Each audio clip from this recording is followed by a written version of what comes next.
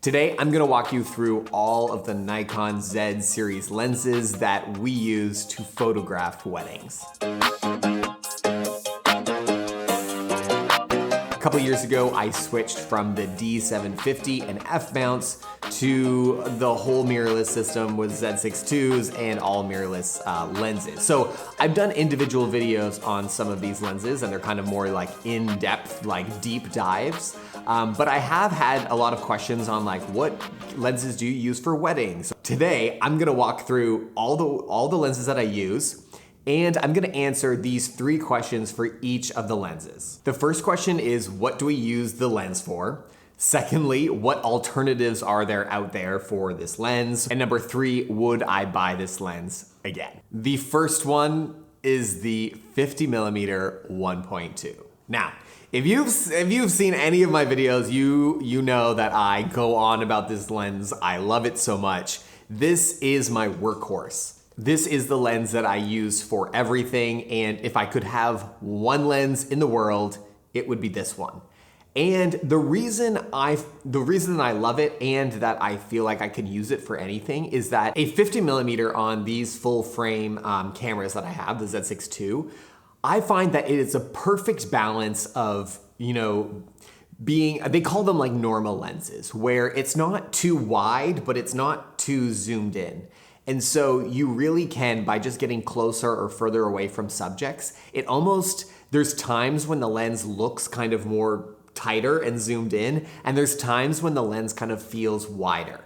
And you can get that effect by literally just going further away from subjects or closer to subjects. And so that's why I think it's an incredible lens to use for everything. And so for weddings, I find that the combination of the beautifulness of the 1.2 and the amount of light that lens lets in, I find that the colors, the quality of the image is really beautiful, and it's super versatile. So I use it for everything. And really, I don't like switching lenses. And I've talked about this in other videos. I think that one of the most important things is to get, the best gear and to get the gear, that you need. And then when you're in the moment is forget about the gear and focus on, the creative process that's happening in front of you. So what alternatives are there to this? I would say the big alternatives actually are the previous mount, the F mount 58 1.4. I haven't used this lens, but I have talked to another photographer that still really loves that lens, even after using this 1.2. And then the other obvious option is actually the next lens that I'm gonna talk about is the 50 1.8. And I'm not gonna say any more than that. I'm gonna talk about it in the next one. And then the other option that I would say people suggest on this channel in the comments or ask me is, why not use a zoom lens? Use a 24 to 70. There's 50mm in there. Okay, you could use that. I don't typically suggest using that as a primary, lens because that's not my style. I find that I do use the 1.2, the 1.4, that low aperture, and having a 2.8, even though it's a beautiful lens, it is a different style. And so that's why I don't use it. And would I buy this lens again? I would buy this lens 100 million times over again. I love it. I would buy another one if I could. Maybe I will one day. I don't know. That's a lot of extra money, but I really do love this lens, and I would have it fused to my camera if I could. The next lens is the 50 1.8. We actually don't use this lens a lot. The real reason I got this lens is a backup to the 1.2 in case something happens to it. And I've been considering selling it just because it really just sits in our bag as a backup. But yeah, I don't think we'll sell it because if I only have one 50mm, I really need to have some type of backup in case, I smash it or it gets stolen or something like that. So I really like having a backup. Another option is for additional shooters. So Ali actually doesn't shoot the 50 because we have a certain kind of style makeup that we use. And so I primarily use the 50. But if we need an additional shooter, like a third shooter, I would often give them something like this so they have that kind of anchor style. And I find the 50mm a great anchor for the type of wedding work that we do. In terms of alternates, I want to say that this is a wonderful alternate for the 1.2, especially if that price tag is too steep for you. I found that this lens, the 1.8, is a really great option. It's a really great option. In a lot of ways, it's just as good as the 51.2, but obviously not quite as good. But definitely can hold its own, can hold its ground. So I would say this is a great alternative to the 1.2, and the 1.2 is a great alternative to this lens. In terms of other lenses that I don't have that could be alternatives, is looking at even some of the compact prime lenses that Nikon has. There is a 40 f2 that could be an interesting alternative. And of course, people will say, how about a zoom lens? You could do a zoom lens, but again, I don't really suggest those as primary lenses. And then would I buy this lens again? Part of me, that's a tough question. I will say, I think in some ways it's a lot of money to hold in just like a backup. I'm even considering, as I'm saying this to you, like the 40mm as a good backup. Like maybe I'll actually sell this 50 and get like something that's close enough that could be a backup, but ultimately is a different type of lens. The next lens is the 35 1.8. So this is actually the primary lens that my wife, Allie, shoots with. She, is my business partner in this wedding business that we run and my second shooter. But we hand off roles a little differently than a traditional kind of main shooter and second shooter.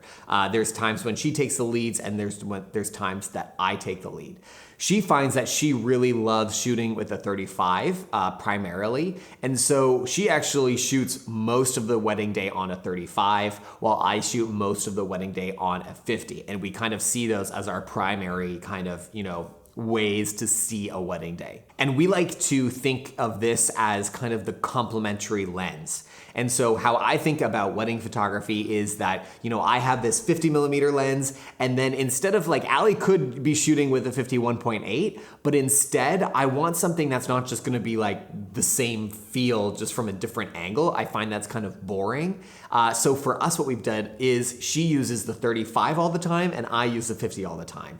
And what I think that does is it creates, yes, complementary angles, but the photos feel completely different. And we do that over and over and over again. So it's almost like these, every time we're shooting a scene together, that it's these two complementary angles, but also two complementary kind of looks all together. We think that's just a better use of both of our shots if they're not just like the same lens. In terms of alternate lenses, I think there's lots of options here.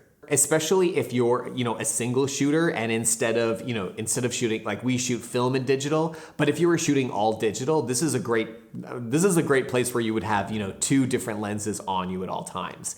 And I think some great alternates instead of a 35, even though I really love the 35, is something like the 40 f2. There's a 28 if you want it kind of really wide, a 28 2.8, and there's even a 20 1.8. So really just like any type of either wide, or you could go kind of the opposite direction instead of wide and have like a tight complementary. And that is our next lens, the 105 2.8. So this is kind of our third complementary lens that we don't use a lot, but we kind of use it more on the sparingly side, but it creates a real kind of impact in our style.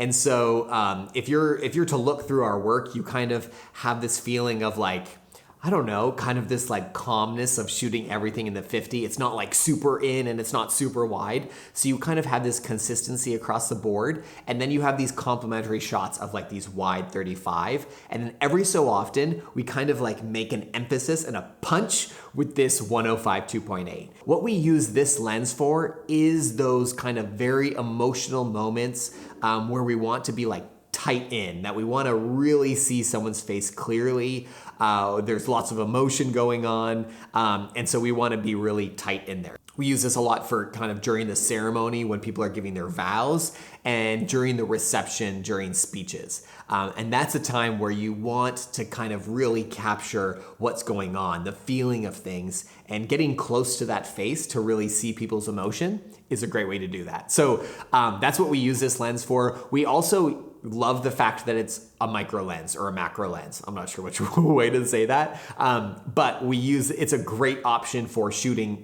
details really, really up close. Alternates to this lens would be a 7200, which is, a great, even though I'm kind of, I'm not a huge lover of zooms.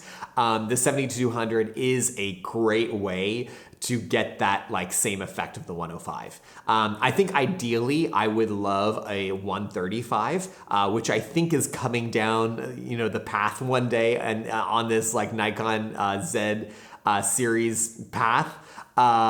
If the 135 comes out at a 1.8 or something, I'd be down for that. But I think the 7200 is a really great option. Another great option is having just an 85 millimeter. The new 85 1.2 could be a really great option for this, which there's another video going to be coming on that. I would 100% buy this lens again. So not only is this lens versatile in terms of being a telephoto lens and a macro lens, but it's very light. And I think that's where, the 70-200 comes in. I think that's at least double the weight. And so having a really light lens like this is very nice, especially when you generally have lots of gear.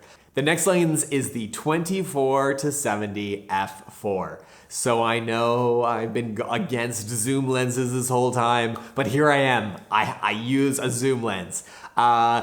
So I have this lens only because I have to have this lens. And the reason is I use it when I can no longer use my 50. And that's in kind of family photo times when I will still use my 50 as much as possible during family photos. However, if I can't back up far enough and I'm out of space and there's this huge crowd to get in, then I will use the 24-70. I will also use it for room shots for reception details. So being able to shoot something at 24, especially because I don't have any type of wide digital lens on me, having this on me is really helpful. I sometimes will use the 70 for some reception details as well.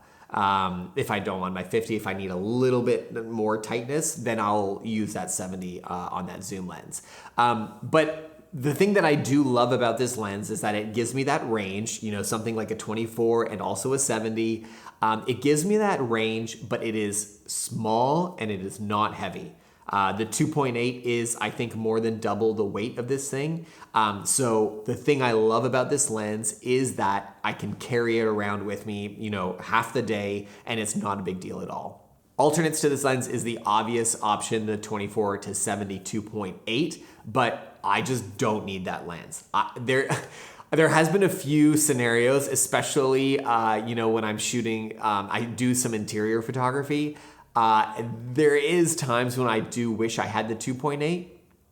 However, I just wouldn't use it. And it's just way overkill for what I need. On a wedding day, I just don't need a 24-70 that's less than f4.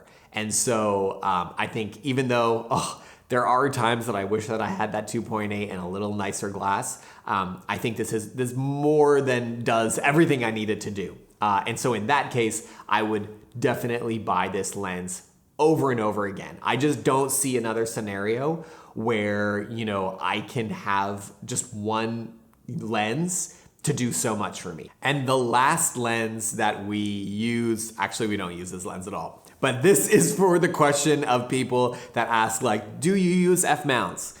I have one F-mount lens left. And it is this 85 1.8 that I have had for eons. I think I bought it in 2014. I do not use this lens. The only reason I have this lens left is because no one would buy it. I was trying to sell all of my F-mounts and I've sold everything except for this lens. And so I've just kind of whipped it out for fun recently, and I have one of the, FTZ, I think they're called, mounts for the mirrorless system, just to kind of test it out and see what it's like. And I've actually used it for some video. It is kind of nice to have like a kind of a small zoom lens for video. Anyways, I'm getting off track. The point is, compared to the other lenses, this F mount with the adapter is just, it's not a conversation to have. Because even on a small lens like this 85, having that adapter on there just makes it so much more bulky. The adapter does work pretty well. And I would almost say that the lenses kind of work almost a little better on a mirrorless with the adapter than they do, on the native F mounts. But so they do work well. If you have F mounts and you want to keep them, great. It's a great way to use them with these adapters. But compared to the Z series lenses, it's just, in my mind, it's not a conversation to have. Because the new lenses are lighter, faster, better in so many ways that I hate the idea of having like an additional like mount to deal with. I hate that it creates a longer lens. So that is the only F mount I have. Hopefully I won't have it too long and someone will have pity on me and buy it. But we'll see. And so that's all the lenses, the Nikon mirrorless Z lenses that I use to shoot a wedding. And I hope this was helpful if you're kind of like looking at some of these lenses and trying to figure out what will work best for your wedding camera bag.